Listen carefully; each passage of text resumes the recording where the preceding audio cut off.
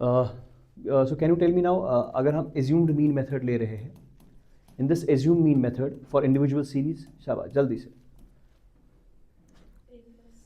ए plus assume mean में हमेशा ए आ जाएगा पहले, ठीक है, A plus sigma X divided by N. बताइए जी डिस्क्रीट के लिए, A plus sigma F into X minus A divided by sigma F, and what is for continuous, same, a plus sigma f into x minus a divided by sigma f. Now these were two methods जो हम पढ़ चुके हैं.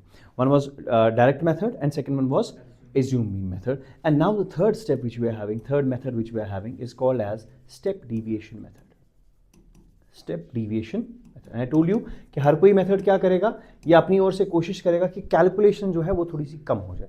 And you may have seen कि assume mean method में जब आप deviation निकालते हो ना, फिर जब आप उनका सम निकालते हो, कुछ माइनस में कुछ प्लस में, तो वो जो वैल्यू है वो क्या हो जाता है, वो कम हो जाता है, तो कैलकुलेशन जो है it becomes easy. Now the third method is called as step deviation method. अब स्टेप डिविएशन मेथड जो है it is same as your assume mean method. बहुत कम डिफरेंस है, बहुत ही ज़्यादा कम डिफरेंस है. इसमें भी आपको डिविएशन निकालनी है, मगर इसमें क्या निकालनी है, step deviation. Now see what is the step deviation. Again step deviation का रीजन क्या है कि आपने जो डिविएशन निकाली उसकी कैलकुलेशन फर्दर सिंपल की जाए. समझ आ गया? दैट्स द ओनली रीजन कि आप डिविएशन, मतलब जो आपका एज्यूम मीन मेथड है जिसमें आप डिविएशन देखते हो, इसमें भी हम डिविएशन देखेंगे as the name suggest, step, but we will calculate step deviation. Now see what is the step deviation. And this method is usually used for frequency type data. For which data? Frequency type. But हम इसको individual के लिए भी निकाल सकते हैं. ऐसा नहीं कि स्टेप डिविएशन मेथड इंडिविजुअल के लिए नहीं लगेगा, आप इंडिविजुअल के लिए भी निकाल सकते हैं, ठीक है. बट यूजुअली हम किसके लिए यूज करते हैं, maximum time it is use for continuous series. Maximum time it's use for continuous series, ठीक है. एंड सम बुक्स राइट कि step deviation method is use for only calculation of continuous data. But no, you can calculate it for your individual series, discrete series as well as continuous series, ठीक है. बस इसको एक बार देख लीजिए, बहुत simple है and you will not find it much difficult now, ठीक है. So the first series is which series, individual series. अब इंडिविजुअल सीरीज में यूजुअली क्या होता है, फॉर एग्जांपल आपके पास सीरीज है 2, 4, 6, 12 एंड 20, ठीक है. 2, 4, 6, 12 and 20. And at the end of this 3 different series आप मुझे हर कोई क्वेश्चन 3 अलग अलग सवाल, इंडिविजुअल सीरीज का तीनों मेथड से, डिस्क्रीट सीरीज का तीनों मेथड से, और आपका स्टेप डिविएशन तीनों तरीकों से, ठीक है. अब देखो क्या करना है. अब अगर मेरे पास ये एज्यूम मीन मेथड होता तो मैं किस तरीके से करता, एज्यूम मीन अगर होता तो मैं ऐसे ऑब्जर्वेशंस लिखता, ऐसे 2, 4, 6, 12 एंड 20. यहां तक क्लियर. उसके बाद मैं क्या करता, किसी वैल्यू को एज्यूम करता as mean. Let me suppose it is, so assume mean is how much, 6. यहां तक क्लियर. उसके बाद मैं क्या करता, डिविएशन चेक करता. तो मैं लिखता deviation D is equal to X minus, मतलब या तो डी आप ऊपर लिखेंगे या एक्स माइनस ए लिखेंगे, ठीक है. बताइए कितनी डिविएशन है, -4, -2, 0, +6, डन. ये तो हो गया. अभी तक कौन सा मेथड जा रहा है, assume mean method. Step deviation method में आप क्या करोगे, you will calculate now step deviation. This was deviation. Now you will calculate step deviation.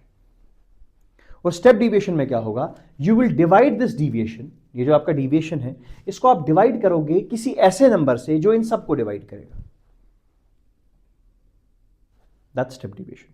By a number you can say HCF और ग्रेटेस्ट कॉमन डिवाइजर जो भी होगा, या जो भी आपका ऐसा आपको नंबर लग रहा है जो सबसे डिवाइड होगा. For example I guess that's 2 which is dividing each and every value. So I'll do D by C. And what is the C? C is the common factor. C is what? फिर एक common factor क्या होता है, ये एक ऐसा number होता है जो क्या करे, सबको डिवाइड कर सके. समझ आ गया. जब आप इसको 2 से डिवाइड करने लगेंगे तो क्या बनेगा, -2, -1, 0, +3, +7. तो आपको नहीं लगता कैलकुलेशन फिर से थोड़ी सिंपल हो जाए. That's the reason. मकसद ही यही है कि कैलकुलेशंस क्या होने चाहिए, सिंपल होने चाहिए. निकल गया ये. Now calculate this sigma D dash, the sum of the step deviations. 7, 3, 10, 10 में से 3 गया तो कितना, 7. बताइए यहां तक क्लियर हो गया. Done with this. निकल गया। उसके बाद आपको क्या निकालना है, मीन। मीन किसके बराबर होगा, a plus sigma D dash divided bye, normally क्या होता है उसमें, n इंटू सी। ये जो आपने मल्टीप्लाई किया था ना, यहां पे डिवाइड किया था, उसको फिर से मल्टीप्लाई करेंगे। बात समझ आ रही कि नहीं? So it will be a is how much, 6 plus 7 divided by how many birthday, 5 into, समझ आ गया? So will be 14 by 5, that's 2.8, 6 plus 2.8 will be 8. फिर से एक बार ध्यान से देखो, x निकाला ऑब्जर्वेशन से, फर्स्ट स्टेप क्या देखा आपने, डिविएशन, जो आप देखते आ रहे हो। फिर सिंपली क्या करना पड़ेगा, डिविएशन से आपको और एक स्टेप ऐड करना पड़ेगा जिसको हम स्टेप डिविएशन कहते हैं। और स्टेप डिविएशन क्या होगा, हर किसी डिविएशन को एक कॉमन फैक्टर से डिवाइड करो, सी कॉमन फैक्टर। और वो कहां से ला आपने, आपकी मर्जी है, ऐसा नंबर जो सबको डिवाइड कर सके। तो मैंने 2 से किया, ये बन गया -2, ये बन गया -1, ये बन गया 0, ये बन गया 3, ये बन गया। अब मैं इसका ऐड करता था नॉर्मली, अब मैं क्या, इसका नहीं इसका ऐड करो। So this became what, now the formula is same formula. देखो x is equal a plus sigma, वहां पे आप क्या लिखते थे, x माइनस a, मतलब दैट्स द डिविएशन, यहां में लिखा d dash, that's step deviation, divided by into that common. समझ आ गया? मैं फिर से कह रहा हूं, एग्जाम में यू डोंट हैव टू, आपको क्या लगता है इस मेथड से करोगे क्या, आप सिर्फ करोगे 20, 30, 40, 44, बस डन, 44 by 5, 8.8। बट एक बार सिर्फ सीखना है कि किस तरीके से करना है। समझ आ गया किस तरीके से करना है? जरा इधर देखो, मुझे आप बताओ, tell me how I can do this. यहां पे आप मेरे साथ बताओ, ठीक है? आपके पास x जो है that is like this, 4, 10, 20 and 30, ठीक है? What is the first step, assume 10, 20. What is the next step? Deviation. Deviation किसके बराबर होता है वो, x माइनस, बताओ जी डिविएशन, 16 कम 10 कम 0 कम 10 ज्यादा, निकल गया। अब मैं क्या करूं, स्टेप डिविएशन करूंगा, वो क्या होगा, d बाय, और कॉमन फैक्टर आप क्या लेंगे, आपको क्या लगता है कौन सा कॉमन फैक्टर लेंगे आप, 2, जो सबको, हाँ 2 करो, सबको 2 से divide, -8, -5, 0, done. Now add up all these, sigma D dash, 5 और 5 गया तो बचा सिर्फ माइनस। समझ आ गया? बताओ जी मीन किसके बराबर होगा, a plus sigma D dash divided bye into, इसको भूलना नहीं, ठीक है? बताओ जी a कितना है, 20 प्लस हाउ मच है sigma D dash, 8 by number 4 into c was 4, 2 are 8, 2 into 2 is 4, so 24 will be my, oh sorry, it was -8, okay, it's -8, okay, this was -8 into 2, ठीक है? Now this will be 2, so it will be -4, so 20 minus 4 is how much, तो 16 is my। समझ आ गया? मैं आपको फिर से कह रहा हूं, you don't have to do this, just remember the steps. Now can you tell me what are the steps for step deviation method in case of individual series? Write down the observations, assume one of the observations to be the mean, calculate deviation, that is x minus a, calculate step deviation by dividing deviation with common factor, then calculate sigma d dash, then write down the formula, a is this mean is equal to a plus sigma d dash divided by n into c, where c is the common factor. बस यही कर, that means हर कोई जो आप अभी तक कर रहे थे ना, जो भी मेथड आपने किया उसको ऐसे ही करना है, डी डैश पे नहीं, डी पे नहीं, डी डैश पे, फिर आगे एफ डी डैश, जब फ्रीक्वेंसी का change, you will do it yourself, I am pretty sure वो आप कर लोगे। बताओ यहां तक क्लियर हो गया, डन? कॉपी तो नहीं करना, करो करो जल्दी से। Again method of calculating what, method of calculating arithmetic mean. We are still at arithmetic mean, but this is the last method now, ठीक है?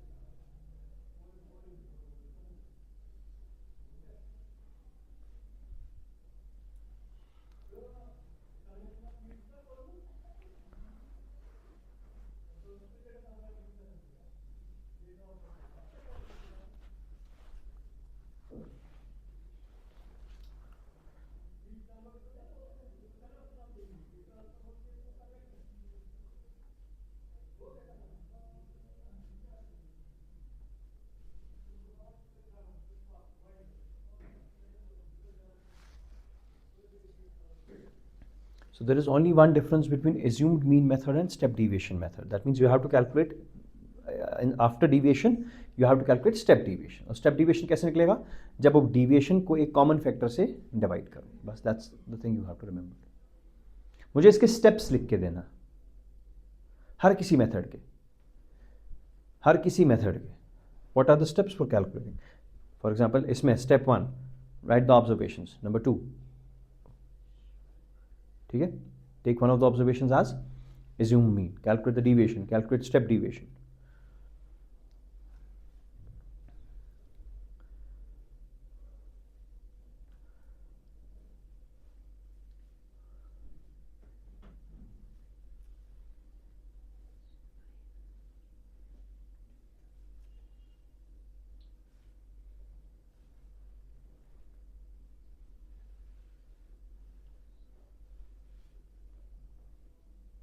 डन.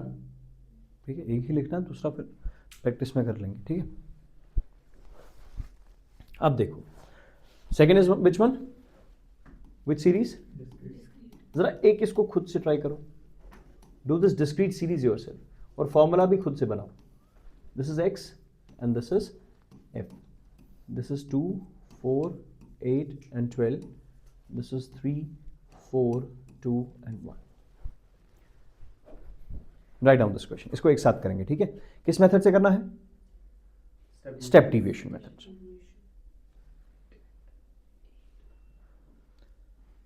ठीक है, लिखो पहले सवाल, उसके बाद एक साथ करेंगे.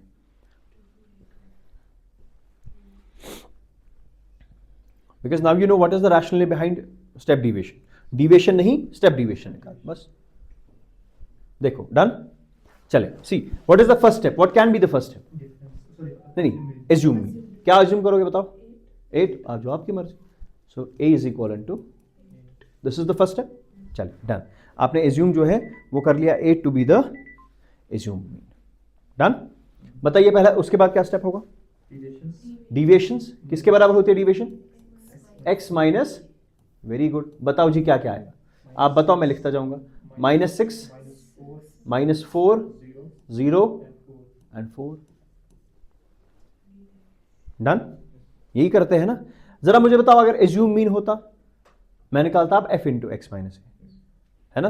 बट यहां तो डिविएशन के साथ काम नहीं है. यहां क्या निकालना पड़ेगा?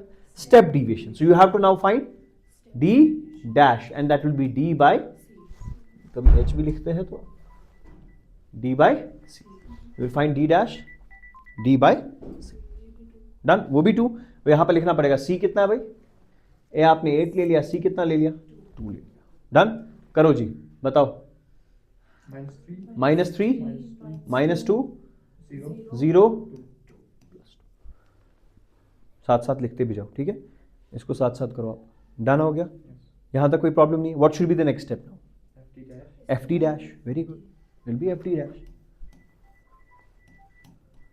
That's what ft dash. ft dash में क्या करेंगे? फ्रीक्वेंसी को d डैश के साथ मल्टीप्लाई करेंगे.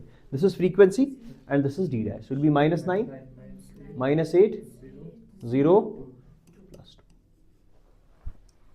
डन. और कोई स्टेप होता है इसके बाद? अब हम टोटल करेंगे. किस किस का टोटल करना होगा? एक तो इसका टोटल करेंगे, that is sigma F D dash. कितना आएगा?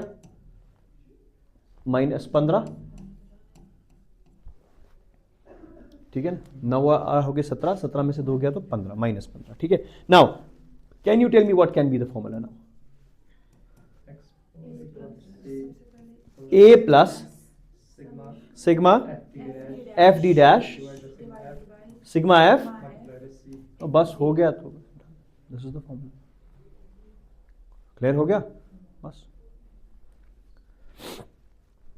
कहा था ना ये खुद से होगा आपका. मैंने कुछ किया भी नहीं. a कितना था? 8 plus -15 divided by 10 into 2, 5, 5 3 15. So answer is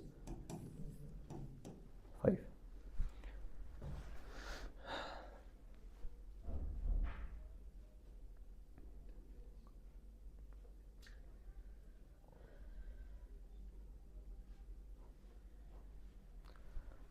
समझ आ गया किस तरीके से करना है? ठीक है. सो दैट मीन्स एक बार कंसेप्चुअली कोई चीज़ क्लियर हो गया, बाकी जो है वो आप खुद से भी कर सकते हो. You can do that easily, but once the concepts are clear. So in case of deviation, जहां आप assume mean method में deviation निकाल रहे थे, यहां पर क्या निकालना पड़ेगा? Step deviation पर, ठीक है? और आपका जो homework है that will be for every method. जो भी method है मुझे उसके लिए क्या चाहिए? I require steps. What are the different steps? And I'll check it the first thing tomorrow, ठीक है? हर किसी मेथड का स्टेप, दैट मीन्स इसका स्टेप क्या था? Calculate deviation, that is x minus A. Next step calculate step deviation, कैसे? d divided by c, where c is the common factor. उसके बाद find F D dash, then substitute in a plus sigma F D dash divided by sigma F into C. समझ आ गया कि नहीं? Clear हो गया? जरा आप देखो खुद से, तीसरा सीरीज भी आप खुद से ही कर लोगे. जब वो दो खुद से किए तो इसमें क्या प्रॉब्लम है? That is continuous. लिख लो सवाल.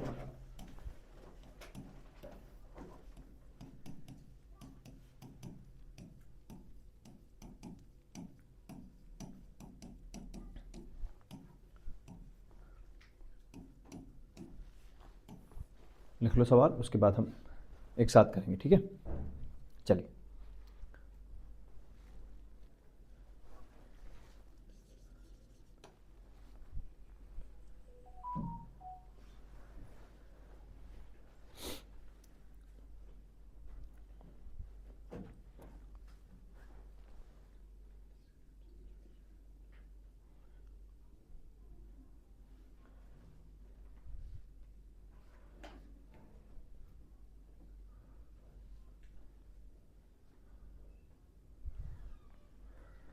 चलिए, what should be the first step? Question लिख लिया? बताओ पहला स्टेप क्या होना चाहिए? Mid point. बताओ कितना होगा? 0 10 हो गया, 10 बाई 2 5, फिर 10 10 का गैप है ना, फिर कोई 15 25. बताओ यहां तक कोई प्रॉब्लम? श्योर कोई प्रॉब्लम नहीं है ना? Because things are very simple. आपने क्या किया? आपने सबसे पहले क्या निकाला? मिड पॉइंट निकाला. बताओ जी, करो जो मर्जी. एज्यूम मीन 25 ले लेंगे, वेरी गुड, ले लो. तो ये हो गया आपका एज्यूम मीन 25. इसको लिखना a इज इक्वल टू 25. बताओ जी नेक्स्ट स्टेप. निकालो, शाबाश, वेरी गुड.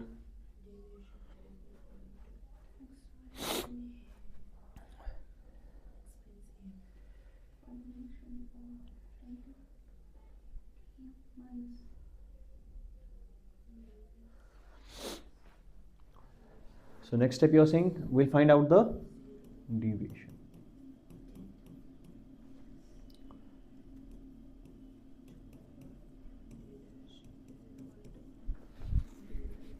डिविएशन चेक करना पहले, ठीक है कि नहीं? डन? ऐसा ही किया ना? -20 -10 0 और बताओ नेक्स्ट स्टेप. शाबाश, डी डैश, वेरी गुड. आप बताओ डी डैश कैसे निकालेंगे? डी डैश कैसे निकालेंगे? डी बाई, बताओ सी क्या होगा? 10. यस, दिस टाइम भी 10. देखो ना, 20 10 10, तो मैक्सिमम जिससे आप डिवाइड कर सको. तो सी आपने क्या लिया? 10. देखो मैं 2 भी ले सकता हूं, बट स्टेप डिविएशन का कोई फायदा? स्टेप डिविएशन से क्या होगा? कैलकुलेशन इजी हो. अब आप देखो कितना सिंपल हो जाएगा. करो 10 से डिवाइड, बताओ क्या क्या आएगा? -2 -1 0. अब इससे सिंपल क्या चाहिए आपको? बट यहां तक पहुंचने के लिए जो स्टेप्स करने हैं ना, उससे बेटर है उधर ही चले जाओ. तो ये हम कहां यूज करते हैं? जब आपकी कैलकुलेशंस काफी डिफिकल्ट हो. समझ आ गया? जब आपको लगेगा कैलकुलेशंस काफी डिफिकल्ट है, that time you go for this one. बताओ नेक्स्ट स्टेप क्या होगा? ध्यान से. ओ नहीं, एफ डी डैश, यही होता है. F D dash is the most important step. ये तो एक ही डिविएशन, आप पहले एफ डी डैश निकालो. शाबाश, बताओ. हाँ, -6 -2 0 एंड 1, वेरी गुड. बस अब तो गया काम. डन, ठीक है. निकालो नीचे सिग्मा एफ डी डैश, वो कितना निकलेगा? -7. फॉर्मूला में लगाओ. मीन किसके बराबर होता है sir? a plus sigma F D dash divided by sigma F into C. बताओ एज्यूम मीन कितना था? 25 plus how much is sigma F D dash? -7 divided by how much was frequency? 10 into how much was C? अब देखो calculation कितनी simple. 25 minus, answer is 80. देखा, एक दो methods मैंने दिखाई है, तीसरा आपने खुद से कर लिया। क्लियर हो गया किस तरीके से करना है, समझ आ गया। बट स्टेप्स नहीं भूलना। तभी मैंने कहा एक बार घर जाओगे, मुझे कल चाहिए इंडिविजुअल स्टार्ट से direct method for individual series steps, continuous, discrete, हर किसी के लिए मुझे 9 अलग अलग मेथड्स के लिए स्टेप्स चाहिए, ठीक है। And when you start solving it multiple times, फिर आपको स्टेप्स याद रखने की जरूरत। अदरवाइज इस टाइम आपको स्टेप्स जो है वो, अगर मैं सिंपली इसमें स्टेप्स लिखा था, क्वेश्चन नहीं कर, because I M again saying you this will not be asked, dead impossible कि ये सवाल आपके एग्जाम में आ जाएगा। और अगर आ भी गया, मैं इस मेथड से क्यों निकालूं, मैं तो डायरेक्ट से चला जाऊंगा। समझ आ गया कि नहीं। बट सवाल यह है कि अगर इसमें उसने कोई फैक्चुअल चीज पूछा, समझ आ गया, उसी में पूछेगा बताइए एफ डी डैश से पहले कौन सा स्टेप आता है, समझ आ गया। We can give you multiple answers and tell me कि एफ डी डैश से पहले कौन सा स्टेप आएगा। So at that time you will be able to solve. अब क्या करो, आप ये सारे मेथड्स क्लियर हो गए। अब आप एक टेबल बनाओ एक पेज पे, जो आप, जिससे आप इस चीज को याद रखोगे, ठीक है।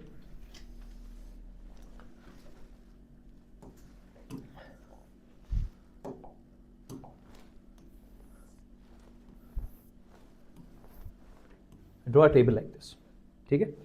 What is this called as? What is this side of the table called as? Oh, this will be, this will be heading. Now this will be called as stub. This will be called as caption. This will be called as field और body. ऊपर क्या क्या रहेगा? Title रहेगा, हाँ हाँ, नीचे source and, चलो बस लिखो ऐसे ही, मजाक मजाक में बोल रहा था। Individual series. Now this is where from you have to revise it, okay? Discrete series and continuous series.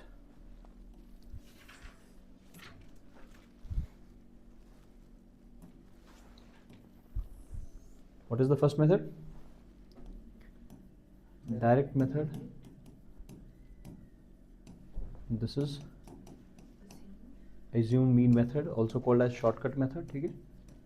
Assume mean method, and this one is step D. अगर मैं आपको कहूँगा कि आपको क्या लगता है, assume mean method बेटर है कि डायरेक्ट मेथड है? सर आप बोलोगे सर अगर कैलकुलेशंस मुश्किल हो रही है तो जितना आप नीचे चले जाओगे कैलकुलेशन सिंपल होती जाएगी। So for bigger numbers will you go for direct method और step division method? Step division method, this is going to reduce the, ठीक है। फॉर्मूला फिल कर दो, चलो यहीं पे, कॉपी पीछे मुड़ी, कॉपी फाड़ दूंगा मैं, याद रखना। चलो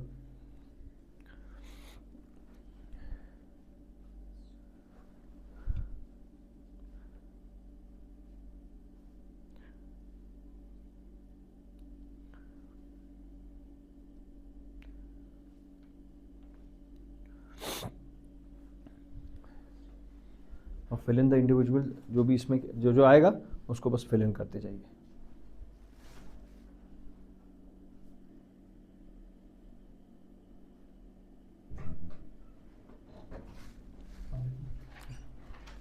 उसको फिल इन करते जाइए and right down the different formulas.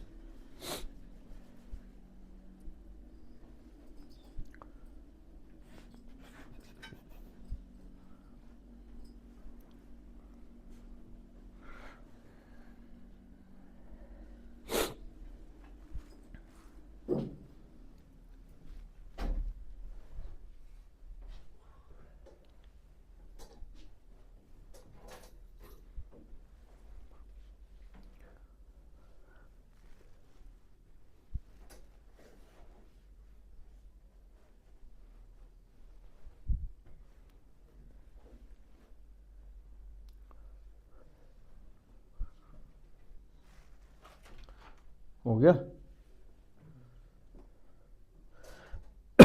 इतनी फॉर्मूलाज लिखनी भी नहीं है।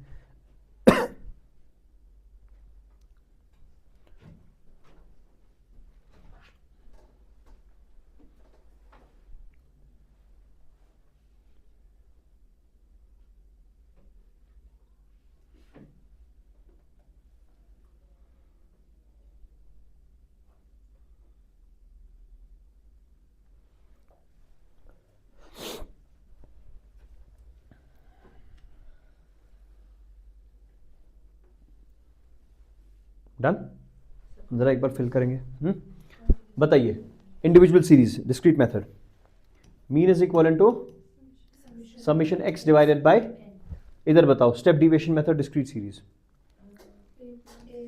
a plus sigma F D dash divided by sigma F into where c is what, common, क्योंकि इसको लिखना है ना थोड़ा सा common factor, and d dash is what,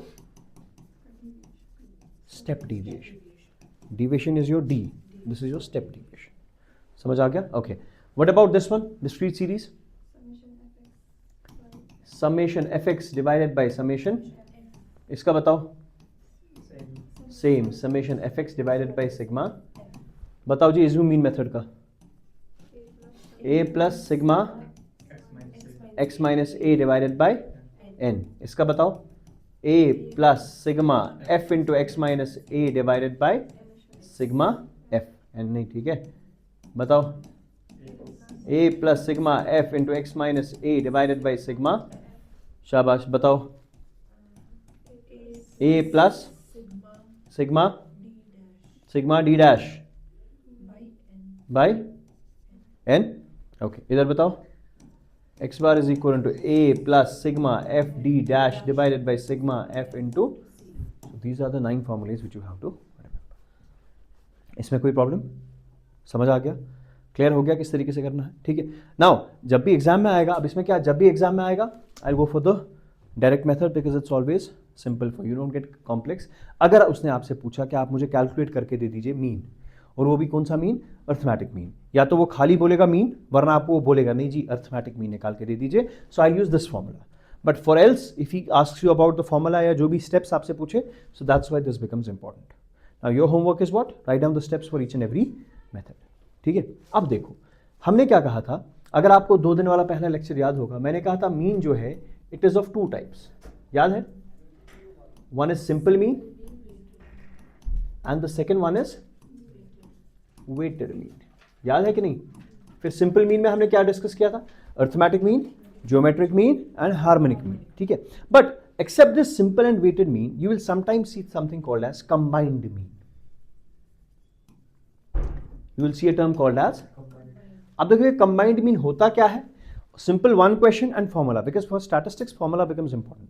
अगर आपको निकालना आया भी, बट उसने जो सवाल है ही gave it on the base of formula, because formulas are legitimate. You can ask कि बताइए कंबाइंड मीन का फॉर्मूला क्या है, so you can not deny कि नहीं मैं आंसर निकाल के दूंगा, उसको आंसर चाहिए नहीं, उसको बताओ निकालते कैसे है, what is the standard formula, because for everything what ever you will write, जो भी आप वर्ड लिखोगे उसके पीछे एक मतलब है, so maybe he can ask that question. See what is combined mean actually. Combined mean means, for example, if this is a group, this is n is 10, what do you mean by n? N means number of observations is 10, and let me suppose their sum of ages, for example, sum of ages is 98. I'm calculating the sum of their ages, and that sum of the ages comes out to be equivalent to, समझ आ गया? Can you calculate mean for this one? आप बोलोगे हाँ sir mean हम निकाल सकते हैं, मीन जो है जो आप x बार कहते हैं that is always equal to sum divided by number, yes और no? How much is the sum over here, that's 98, and how much is the number, so 9.8 is the arithmetic mean. यहां तक समझ आ गया? कोई प्रॉब्लम तो नहीं है यहां पे? But now the term comes combined mean, मतलब अगर मेरे पास 2 ग्रुप्स है, क्या है, क्वेश्चन सेज दैट इसमें जो है number of students are 10 and their mean is calculated to be equal to 12, इनका मीन ऑलरेडी कैलकुलेट कर चुके हैं। बात समझ आ गई? ये ग्रुप है कितने लोगों का, 10 लोगों का, और इनका अर्थमेटिक मीन कितना आ रहा है, 12। ये दूसरा ग्रुप है, ये है लेट मी सपोज 20 लोगों का, और इनका अर्थमेटिक मीन जो है that is equal to 8। Arithmetic mean is calculated now. ठीक है, there are 2 groups, 2 separate groups, here 10 observations with 12 mean and here 20 observations with mean of 8. Now question says that if I combine these 2 groups, अगर मैं इन दोनों groups को combine करूं आपस में, and I form bigger group of how many people, of 30 persons, yes or no? Now tell me, will their mean be equivalent to 12 or it will be equivalent to 8 or it will change? It will change. हाँ, अगर जरा मुझे बताओ, अगर इनका भी mean 12 होता तो कोई फर्क नहीं पड़ता, पहली प्रॉपर्टी। दूसरी प्रॉपर्टी आप इंक्लूड करो, जितने भी आप इंक्लूड करो, अगर उनका मीन उतना ही है ना तो कोई फर्क नहीं पड़ेगा, the mean is not going to change. But इनका मीन कितना 12, इनका कितना, if it joins here will the mean change? Yes, obviously it will change. The question is what will be the new mean, what will be the. करने के तरीके दो है, एक है मैथमेटिकली मैं कैलकुलेट करूं simply by using my calculations कि किस तरीके से चेंज होगा, दूसरा है कि पहले बताओ फॉर्मूला क्या है, क्योंकि may be formula based question भी आ सकता है, which of the following is the formula for calculating combined mean. तो वहां पर क्या दोगे फिर जब डायरेक्ट ही कैलकुलेट करोगे? अब देखो डायरेक्ट कैसे कैलकुलेट करना है, अगर डायरेक्ट आपको कैलकुलेट करना है और उसी से आपको फॉर्मूला भी मिलेगी। This is first group, this is second group. इसमें कितने लोग हैं 10, मीन कितना है, क्या मैं कह सकता हूं इनका सम जो होगा, because you know mean is sum by, can I say इनका सम होगा 120? सी 10 लोग हैं ना, 10 लोग हैं ना, अर्थमेटिक मीन कितना है 12। आई एम सेइंग कि अगर आपका अर्थमेटिक मीन 12 है ना, you can assume that every, या चलो छोड़ो वो अलग चीज है, वहां से निकलोगे नहीं, इधर सुनो, नंबर कितना है 10, मीन कितना है, you can simply calculate sum to be equal to 120, average into number या मीन इनटू नंबर। इसका कितना निकलेगा सम 20 into 8, that's how much 160। I'll say when I combine these two, दोनों sums मिल जाएंगे, 120 भी और 160 भी। So can I say sum of this combined group will be 280? समझ आ गया? देखो करना क्या था, ये ग्रुप था, इसका नंबर और मीन आपको दिया हुआ था, ये दूसरा ग्रुप था, इसका भी नंबर और मीन आपको दिया हुआ था। सवाल है कि जब ये दोनों मिलेंगे तो बताइए मीन कितना होगा। अब मीन डायरेक्टली ऐड नहीं होता, 12 और 8 ऐसे ऐड करोगे नहीं, सम ऐड होता है। तो मैंने यहां से क्या निकाला पहले इनका सम, इधर से भी क्या निकाला, तो दोनों का सम मिला के कितना हुआ, अब दोनों के नंबर मिला के कितने होंगे, 10 ये 20 ये हो गया 30। समझ आ गया? Now I simply calculate, mean कितना आ जाएगा 280 डिवाइडेड बाय 30। समझ आ गया जी? That's 9.3। Clear? But what is the formula, what is formula से, फॉर्मूला से वो भी यही कहेगा। देखो वो क्या कहेगा, आपने सम कैसे निकाला पहले वाले का, आपने इन दो को मल्टीप्लाई किया, वो कहेगा पहले वाले का n1 और x1 बार नंबर और mean of the first group plus number and mean of the divided by total number. This is how you can calculate what the formula for combined. What is n1? Number of persons in first या number of observations in first group. What is x1 bar? Mean of observe मतलब group first. समझ आ गया? So whenever you have to calculate the combined mean, this is how you will calculate. कैसे calculate करोगे, n1 x1 bar plus n2 x2 bar divided by x1 plus x2। बताइए यहां तक समझ आ गया कि नहीं? Simple.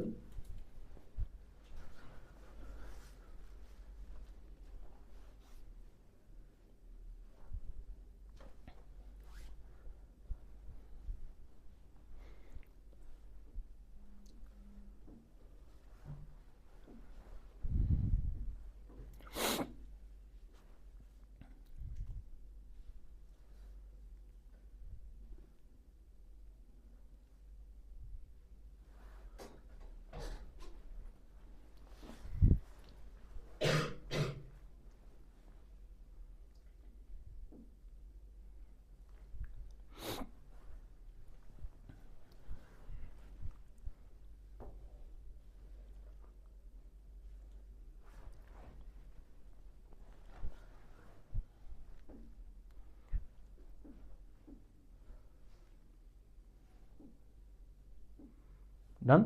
So just remember, whenever you have to find out combined mean is given as n1 x1 bar plus n2। अब अगर तीन ग्रुप्स होंगे तो n1 x1 bar plus n2 x2 bar plus n3 x3 bar divided by n1 plus n2 plus n3। शाबाश।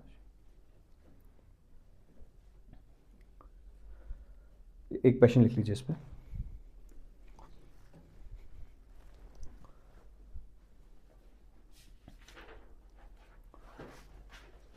लिख लीजिए 8 boys have an arithmetic mean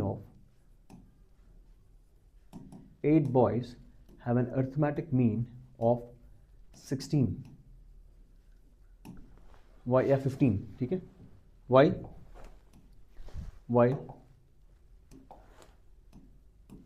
12 girls have an arithmetic mean of 10. 8 boys have an arithmetic mean of 15, while 12 girls have an arithmetic mean of 10. ठीक है जी, दो अलग अलग group है, boys का ग्रुप अलग है, गर्ल्स का ग्रुप अलग है, full stop. Calculate their combined mean. Calculate their combined, मुझे जी इनका कंबाइंड मीन जो है वो निकाल के दे दीजिए. शाबाश. Tell me what will be the answer in this case.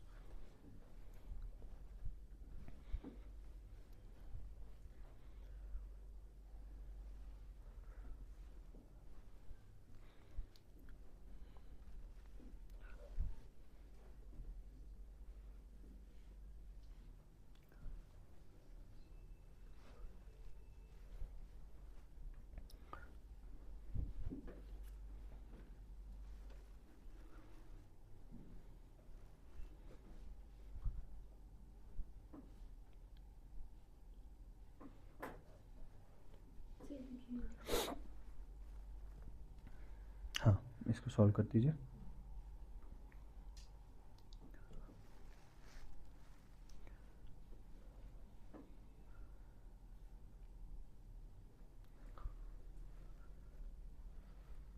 So formula stands n1 x1 bar plus n2 x2 bar divided by n1 plus n2.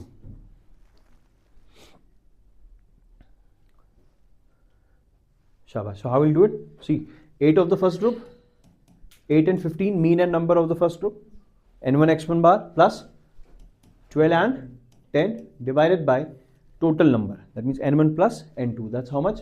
8 and 12, that is 20. Now 15 8 are 120 plus 12 into 10 is also 120 divided by, so that will be 240 divided by 20, and answer will come out to be, so the combined mean of the group is 12. समझ आ गया किस तरीके से? अगर 3 groups होते तो कोई बात नहीं, n1 x1 n2 x2 n3 x3 divided by n1 plus n2 plus, यहां तक समझ आ गया. Now one last point two add हो रहे हैं. ओके, देखिए अभी तक अर्थमेटिक मीन हो गया, बस ये चीज देखिए, अर्थमेटिक मीन हो गया, दैट मींस आपके अभी तक अर्थमेटिक मीन कंप्लीट है. Arithmetic mean, what are the different methods to calculate it? You are done with it, समझ आ गया. कंबाइंड अर्थमेटिक मीन कैसे निकालते हैं? ऑल्दो हमने वेटेड अभी नहीं पढ़ा, बट वेटेड हम तब पढ़ेंगे जब हम पहले हार्मोनिक मीन पढ़ेंगे, फिर ज्योमेट्रिक मीन पढ़ेंगे, उसके बाद हम वापस आ जाएंगे कहाँ? वेटेड. और जब हम ये सारे मीन्स कंप्लीट करेंगे, मतलब मीन हमने पढ़ लिया, चाहे अर्थमेटिक है, हार्मोनिक है, ज्योमेट्रिक है, कंबाइंड मीन है या आपका, उसके बाद हम देखेंगे कि मीन हम कब कैलकुलेट करेंगे, when do we have to calculate mean and what are the flaws. कहाँ कहाँ पर मीन नहीं कैलकुलेट कर सकते और कहाँ पर मीन कैलकुलेट करना जरूरी है. समझा? Before that just remember this simple fact. आपके पास अगर मैं नंबर्स ऐसे लिखूं 2 4 6 8 10,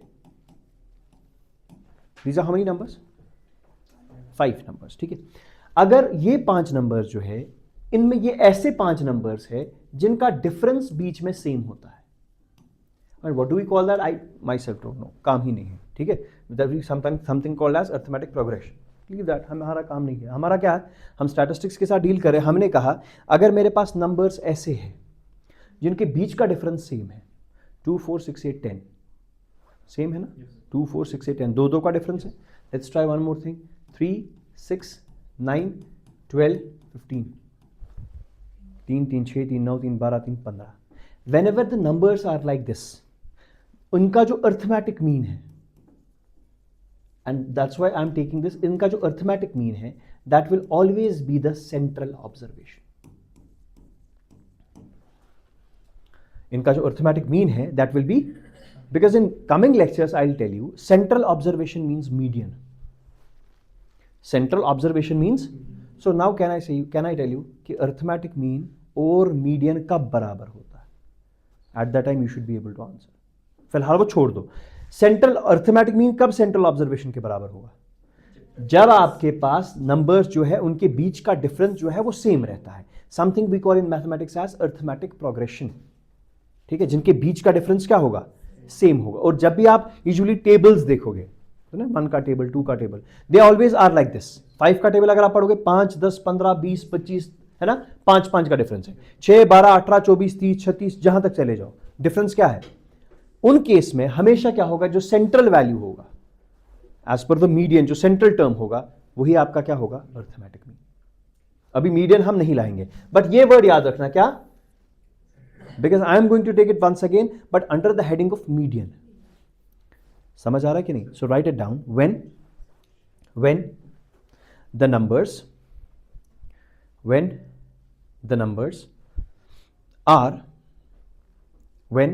the numbers are in arithmetic progression, when the numbers are in arithmetic progression, नहीं समझ आ गया what is arithmetic progression, ठीक है, ऐसे लिखो, when the numbers are in arithmetic progression, bracket में लिख लीजिए, having common difference between them, having common difference between them, comma, then the arithmetic mean is taken to be equal to, then arithmetic mean is taken to be equal to the central observation, is taken to be equal to central observation, is taken to be equal to central observation. For example 2, 4, 6, 8, 10, for example 2, 4, 6, 8 and 10, क्या ये arithmetic progression में है? Which implies arithmetic mean is equal to, इसका arithmetic mean कितना होगा? 6। इसमें calculate करने की जरूरत, अगर आप करेंगे भी अपनी तसल्ली के लिए तब भी वही निकलेगा, 10, 8, 18, 24, 28, 30 बाई 5 6, तब भी वही 6 निकला, ठीक है। बट यहां देखो, अब एक बार ये क्लियर हो गया, सेंट्रल इज द एवरेज। जरा यहां देखो, now can you tell me 1, 2, 3, 4, 5, does it follow the same rule? Is it also separated by the same difference? 1, 2, 3, 4, 5, same difference. What should be the mean? 3, central observation. But the problem arises when I'll write like this, 3, 6, 9, 12, 3, 6, 9 and 12, ठीक है जी, series है, arithmetic series है, central लेकिन है ही नहीं कोई। और यही प्रॉब्लम आपको मीडियन में भी दिखेगी, कि जरूरी नहीं है कि हर किसी नंबर, जब आप एक सीरीज लिखेंगे, नंबर में हमेशा कोई बीच वाला टर्म होगा। समझ आ गया? कभी कभी बीच वाला टर्म, जैसे इस केस में, क्या कोई बीच वाला टर्म है? अगर बीच वाला टर्म होता तो वो कहां होता? 6 और 9 की, अगर होता तो कहां होता? 6 और 9 के, तो मैं बोलता हूं 6 और 9 के बीच में क्या है? 7.5, तो 7.5 विल बी द मीन। और इसी तरीके से आप मीडियन भी निकालोगे, लेकिन आगे देखेंगे। अभी तक समझ आ गया ये चीज? क्लियर हो गया? जब आपके पास सेंट्रल टर्म नहीं होगी तो किन दो के बीच में सेंट्रल टर्म होता? अगर होता तो 6 और 9 के बीच में, और 6 और 9 के बीच में कौन सी टर्म है? You will simply do 6 + 9 divided by 2, इनके बीच में कौन सा? जब भी दो चीजों के बीच में, एग्जैक्ट बीच में आपको चीजें निकालनी हो, you simply add the 2 and divided by 2। समझ आ गया? बस फाइनल मुझे ये चीज बताइए, अगर मैं आपके सामने लिखूं 2, 4, 6, 8, 10, 12, इसका मुझे अर्थमेटिक मीन बताइए। अगर होता तो कहां होता?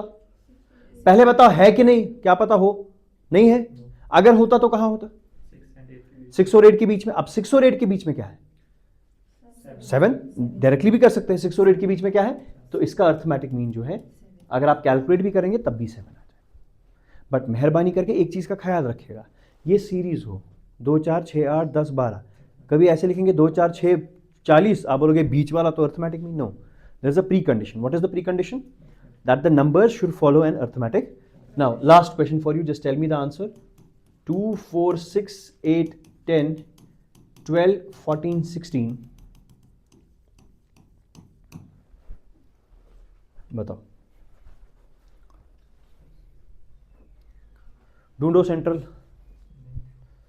उसमें तो ढूंढ लिया, 2, 4, 6, 8 और 4 और 6 के बीच में ढूंढो। लिखो पहले 2000 तक, है कि नहीं? अब देखो यहां पर क्या करना है, जब भी आपको ऐसा लगे कि नहीं है मुझे आता है लेकिन मैं कर नहीं पाऊंगा, देखो उस टाइम क्या करना है। Let's go back and learn from here only first. But what is the condition? मेहरबानी करके, देयर इज अ कंडीशन, हर किसी के लिए ऐसा नहीं होता। What is the condition? That the given number should follow arithmetic progression, उनके बीच का जो डिफरेंस है वो सेम होना चाहिए। 2 4 6 8 10 12 16 एंड सो ऑन, मतलब इसी सीरीज में चलेगा। So that means difference is same. See how we calculated. यहां देख लो कौन से नंबर्स थे आपके पहले, ये था, इसका अर्थमेटिक मीन क्या था, कोई बात नहीं, 10 और 2 कितने हो गए 12, 12 का आधा वही निकला। चले, इसका क्या निकला था 9, छोड़ो 15 3 कितने हो गए भाई, 15 3 कितने हो गए 18, 18 का आधा वही निकला था। चलो इधर इसका आपने क्या कहा था 3, छोड़ो 5 और 1 कितने हो गए 6 का आधा वही निकला। इस पे ट्राई करेंगे जिस पे 7.5 निकला था। बताओ 12 और 3 कितने हो गए 15 का आधा, तो निकल गया, क्या परेशानी है। इसका बताओ, इसको भी ट्राई करेंगे। 12 और 2 14 का हाफ वही निकल रहा। अब इसमें भी वही करेंगे। 2 और 2000 कितने हो गए 2002, उसका आधा कितना हो गया 1001। सब निकल गया इसका अर्थमेटिक। समझ आ गया। जब सीरीज लंबी हो तो कुछ नहीं करना, पहले और आखिरी को जमा कर दो, डिवाइडेड बाय 2 करो और आपका जो आंसर अर्थ, बट हाँ condition is that it should follow arithmetic progression. यहां तक क्लियर हो गया। Tomorrow will start with that geometric and harmonic mean. Rest will discuss tomorrow इंशाल्लाह।